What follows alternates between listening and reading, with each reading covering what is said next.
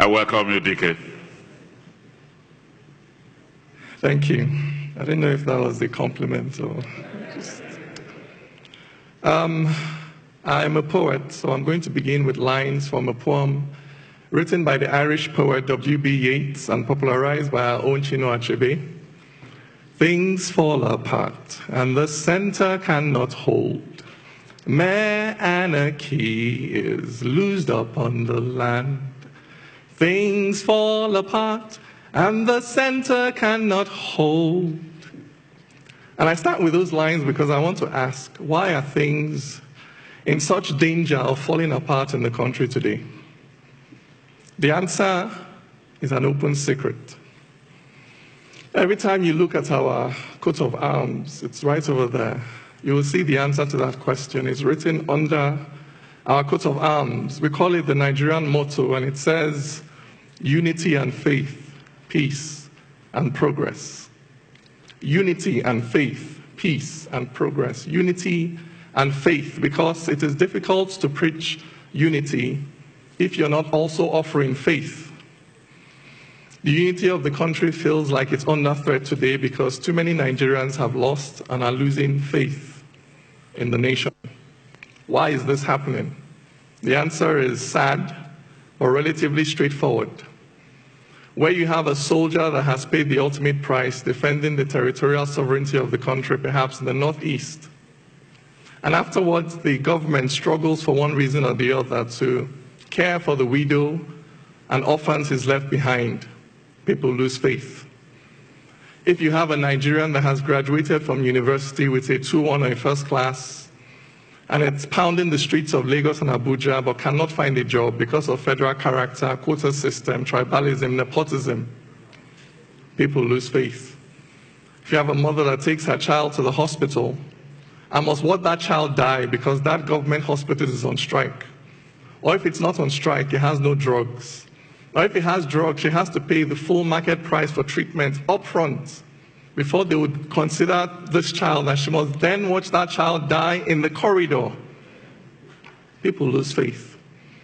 And when people lose faith in the states, they take solace in the tribe, because the tribe is the natural enemy of the state. When people lose faith in the state, they take refuge in the tribe.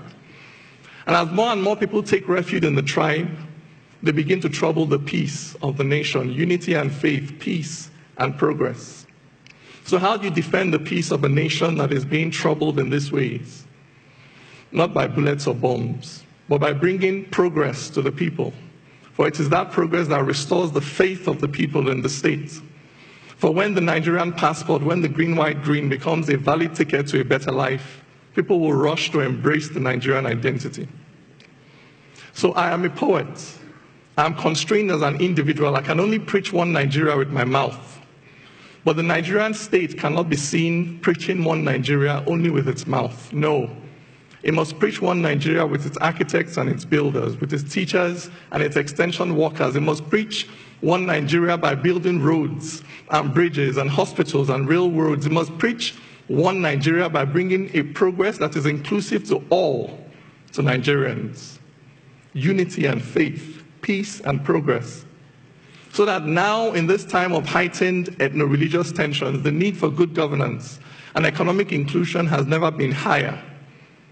Because in the last 20 to 25 years, driven basically by worsening socioeconomic conditions, we have seen violent fronts open up all over the country. We have seen a militancy take root in the South-South, an insurgency take root in the Northeast. If this trend continues, how many more fronts may open in the next 20 to 25 years? At how many fronts can the Nigerian state fight simultaneously? Therefore, the issue of good governance and economic inclusion has become an existential one for our nation.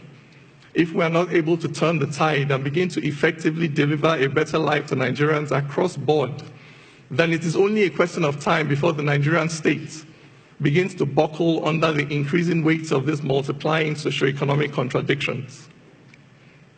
But there is hope. In South Africa, in the aftermath of the collapse of apartheid, people predicted chaos and bloodshed. Those predictions did not come to pass, chiefly because of the decision of one man to stand up for the common good of all South Africans, white or black. We need the same thing to happen here. We need our government to commit to stand up for the common good of all Nigerians, regardless of faith, tribe, political affiliation. We need a government that will commit to investing, for instance, in infrastructure for all, investing in the roads that unite, in the bridges that bind, in the railways that connect, investing in our unity schools as they were meant to be, in the NYSC as it was meant to be, investing in creating heroes out of our sporting champions who daily demonstrate on the field of struggle that victory has nothing to do with faith and ethnicity and everything to do with hard work and tenacity. If we have a government that invests in these things, then there is hope. If we have a government that is committed to investing in providing jobs for our youths, affordable credit for our startup businesses, so that people feel that they have a stake in society, for those who have houses and cars of their own, are less likely to go out on the street to burn the houses and cars of others. If we have a government committed to investing in equal economic opportunities for all Nigerians, then there is hope. If we have a government committed to investing in laws that are certain and knowable in advance, in a justice that is blind to the power, the wealth, the political office, the faith, the ethnicity of those who stand before it, so that Nigerians know that action A will attract consequence B, regardless of who you are, then there is hope. If we will commit to invest in a language of inclusion, in alternative interpretations of our own history and social realities, so that Nigerians see that poverty does not discriminate between North and South, that armed robbers do not obey the federal character principle. And when the River Niger bursts its banks, it does not just flood the homes of Muslims and non-indigents, that devastation does not discriminate, and the only way we can tackle it is by pulling together. If we can invest in narratives like this, then there is hope. Because that center, in those lines, things fall apart and the center cannot hold. That center is the commitment of the government to the common good, to the common wealth of this nation. Now, I am not the government, I'm just a poet. So I can only contribute my poems to this struggle for economic inclusion, for social justice and national integration. So I'm going to leave you this morning with a poem titled, The Wall and the Bridge. If a white man turned and called me nigger, my blood would boil in righteous anger, for the evil of discrimination is clearly established when a white man tries to treat me like rubbish. But if Hausas say Igbos are greedy and crude, and Igbos say Hausas are haughty and rude, and Ijaw says the Shekiri must die today, and Ezra tells Ezilo there is no other way. If Yorubas declare it is Awo or nothing, and we use federal character to share everything, so before you can even smile and tell me welcome, you must first ask me where my father is from.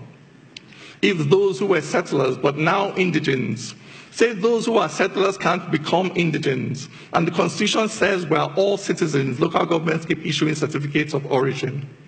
If my brother passed JAM but can't go to uni because he is thief and he's not Kanuri, and UniMaid has a quota for its catchment area, so he must go back to Benue or wait one more year. If it's okay to say it's not okay to marry someone just because they are Kalabari and that every tribe should have its own side, are we not then practicing apartheid? If you cannot buy land unless you're a native and cannot find work unless you're a native and cannot feel safe unless you're a native, how can we then say we're not primitive? Yet, you go to London and get their passport. Then settle wherever, however you want. You stand there and fight for equality, but come back and start to use ethnicity.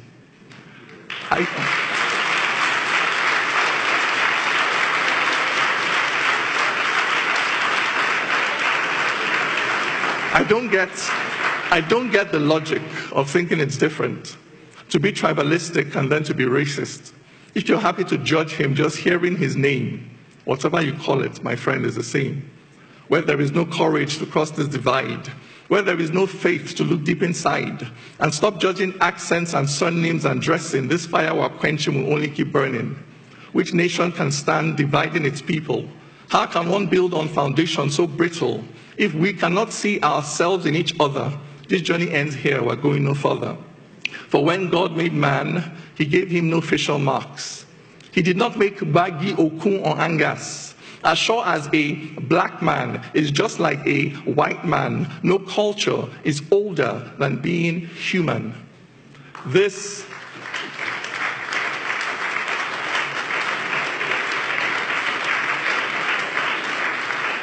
is the truth until we accept it. Our nation will stumble on its broken feet. For the same things can bind us that drive us apart.